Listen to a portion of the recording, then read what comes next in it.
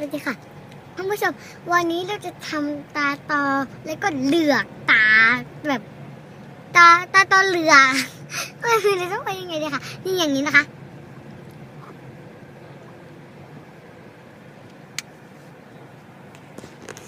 ทุกคนน่าจะนอนแล้วค่ะเหลือกตาเหลือกหน้าหาเรื่องนะคะเลขหนึ่งนะน่ายิ้มค่ะแยกเขี้ยวค่ะแม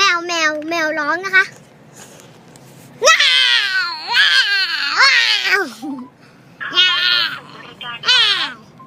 แล้วก็อีกอันหนึ่งค่ะ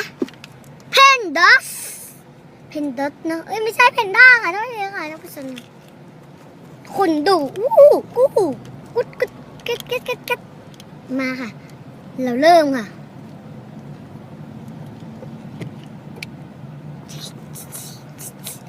นี่เป็นหน้าเวลานอนนะคะพอตื่นมาทานหากินเนี่ยหนูฟอสครับผม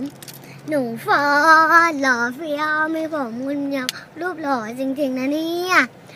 ผู้วางเว้งไปปากเก็ตวางเว้งไปปากเก็ต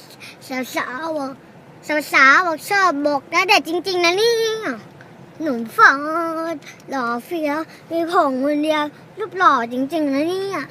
ผู้ว่าแวะพาไปปากกิ่งผู้ว่าแวะพาไปปากกิ่งสาวบอกอะไรเนี่ยบอกไม่ใช่เด็ดนะเนี่ย